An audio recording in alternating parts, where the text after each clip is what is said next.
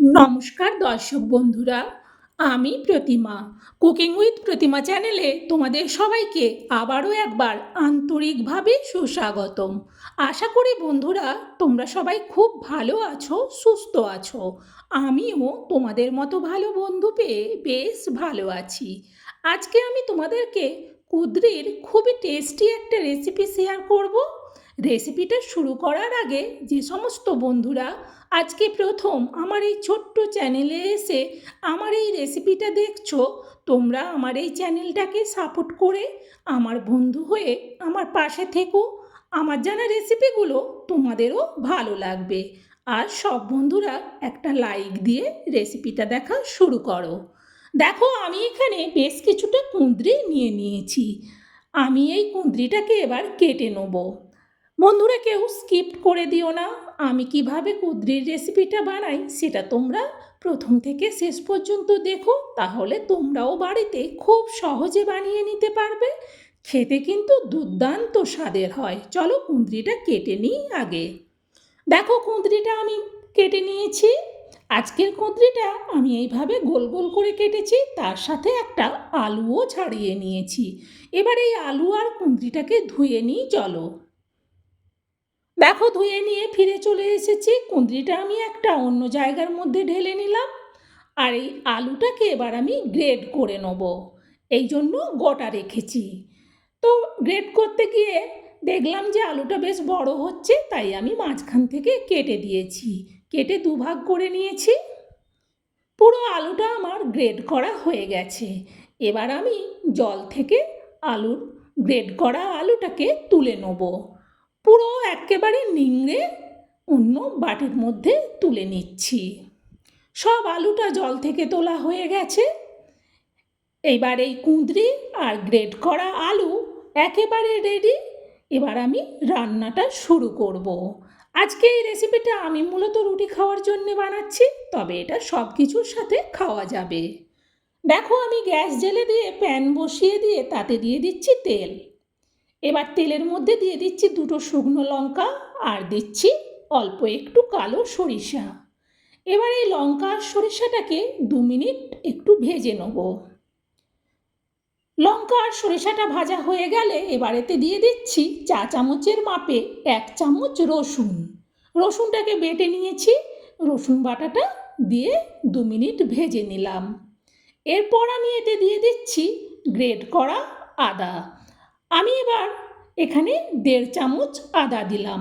এবার আদাটাকেও রসুনের সাথে 2 মিনিট ভালো করে একটু ভেজে নেব। রসুন আর আদাটা ভাজা হয়ে গেলে এবার এতে দিয়ে দেবো একটা পেঁয়াজ। পেঁয়াজটাকেও পেস্ট করেছি, পেস্ট করে পেঁয়াজটাও দিয়ে দিলাম। এবার আদা রসুন পেঁয়াজ তিনটেকেই একটু ভালো করে ভেজে নেব। যতক্ষণ না এর থেকে বেশ ভাজা সেন্ট বের হয় ততক্ষণ এটাকে ভাজতে থাকবো। দেখো, পেঁয়াজ রসুনটা বেশ ভালো করে ভাজা হয়ে গেছে। এবার আমি এতে দিয়ে দিচ্ছি কুঁদরিগুলো। সব কুঁদরিগুলো একেবারেই দিয়ে দিলাম। দেওয়ার পর খুন্তি দিয়ে ভালো করে এবার সব কিছুকে নাড়তে থাকবো।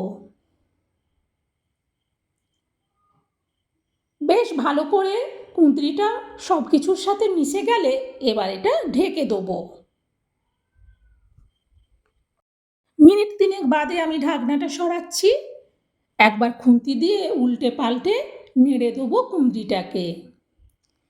এরপর আমি এতে দিয়ে দেবো পরিমাণ মতো লবণ আর দেবো অল্প একটুখানি চিনি। লবণ চিনি দেওয়ার পর আবারও খুন্তি দিয়ে ভালো করে সব কিছুকে নাড়তে থাকবো। এতে করে কুঁদরিটা বেশ ভালো করে ভাজা হবে আর সব মশলাটাও সমানভাবে মিশে যাবে। এরপর আমি এতে দিয়ে দিচ্ছি গ্রেড করা আলু। পুরো আলুটা দিয়ে দিলাম। তারপর খুন্তি দিয়ে আবারও ভালো করে আলু আর কুঁদরিটাকে নাড়তে থাকবো যতক্ষণ না আলুটা ভালো করে কুঁদরির সাথে মিশে যাচ্ছে। এতে করে মশলাটাও ভালো করে মিশবে আর আলু কুঁদরিটা বেশ ভালো করে মিশে যাবে। আলু আর কুঁদরিটা ভালো করে মেশানো হয়ে গেছে। এবার এতে আমি দিয়ে দেবো একটা টমেটো পেস্ট। টমেটোটা বেশ ছোট সাইজ, তাই অল্প হয়েছে। এই অল্প টমেটো হলেই হয়ে যাবে। টমেটোটা দেওয়ার পর ভালো করে এবার টমেটোটাকেও খুন্তি দিয়ে সব কিছুর মধ্যে মিশিয়ে দেবো। উল্টে পাল্টে নাড়ালে তাহলে সব বেশ ভালো করে সব দিক ভাজা হবে। এরপর আমি এতে দিয়ে দেবো পরিমাণ মতো হলুদ, আর দেব পরিমাণ মতো লঙ্কার গুঁড়ো। একবার খুন্তি দিয়ে উল্টে পাল্টে নেড়ে দেবো, আর হলুদ আর লঙ্কার গুঁড়োটা ভালো করে সব তরকারিটার মধ্যে মিশিয়ে দেবো। বেশ ভালো করে হলুদ আর লঙ্কার গুঁড়োটা মেশানো হয়ে গেছে। উল্টে পাল্টে একবার এইভাবে নেড়ে দেওয়ার পর এটাকে একটু ঢেকে দেবো।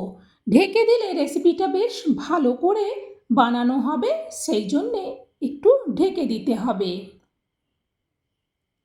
ঢেকে দেওয়ার আমি মিনিট 3 বাদে ঢাকনাটা আবার সরিয়ে একবার খুন্তি দিয়ে উল্টে পাল্টে আবারও আমি কুঁদরি আলু সব কিছুকে নেড়ে দেবো। সব কিছু বেশ যখন ভালো করে কষানো হয়ে যাবে তখন এতে দিয়ে দেবো পরিমাণ মতো জল। খুব বেশি জল কিন্তু এতে লাগবে না, কারণ কুঁদরিগুলোও পাতলা করে কাটা আছে আর আলুটা তো গ্রেট করা আছে, সেই জন্যে অল্প জল দিলাম। জল দেওয়ার পর একটু ভালো করে নেড়ে ঘেঁটে দেখে নিলাম।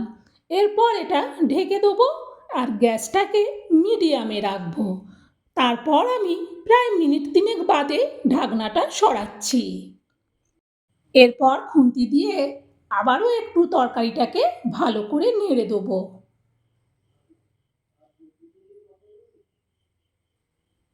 বেশ ভালো করে যখন নাড়া হয়ে যাবে তখন এটা আবারও একবার ঢেকে দেবো। এবার গ্যাসটাকে একেবারে লোয়ে রাখবো। প্রায় মিনিট 3 বাদে ঢাকনাটা আমি সরাচ্ছি। ঢাকনাটা সরিয়ে আবারও খুন্তি দিয়ে একবার ভালো করে উল্টে পাল্টে দেখে নিচ্ছি তরকারিটা একেবারে ঠিক আছে। এইভাবে দেখে নেওয়ার পর এতে আমি দিয়ে দেবো 1/2 চামচ ভাজা জিরে গুঁড়ো। ভাজা জিরেটা দেওয়ার পর খুন্তি দিয়ে ভালো করে জিরেটাকে সব রেসিপিটার মধ্যে মিশিয়ে দেবো, যাতে জিরেটা সমানভাবে সব তরকারিটার মধ্যে মিশে যায়। এইভাবে উল্টে পাল্টে ভালো করে মিশিয়ে দেওয়ার পর এবার এটা নাবিয়ে নেবো। এতে শুধু জিরে ভাজা দিয়েই নাবালে হয়ে যাবে। নাবিয়ে আমি এই বাটিটার মধ্যে রাখছি। বন্ধুরা, এই কুঁদরির রেসিপিটা সব কিছুর সাথে খাওয়া যাবে। এটা রুটির সাথে খেতে খুব ভালো লাগে, তাই আমি আজকে এটা রুটিতে খাওয়ার জন্যে বানালাম। বন্ধুরা, আমার এই রেসিপিটা তোমার কেমন লাগলো অবশ্যই তোমরা কমেন্টে জানিও, আর এটা শেয়ার করে দিও, যাতে আমার সব বন্ধুরা আমার দেখানো পদ্ধতিতে একবার হলেও এই কুঁদরির রেসিপিটা বানিয়ে খায়। একবার বানিয়ে খেলে বুঝতে পারবে যে কতটা সুস্বাদু হয়, তখন দেখবে বারবার বানিয়ে খেতে ইচ্ছে করবে। বন্ধুরা, আজকের মতো কুঁদরির রেসিপি শেষ। আবার পরের রেসিপিতে তোমাদের সাথে দেখা হবে। তোমরা সবাই ভালো থেকো, সুস্থ থেকো।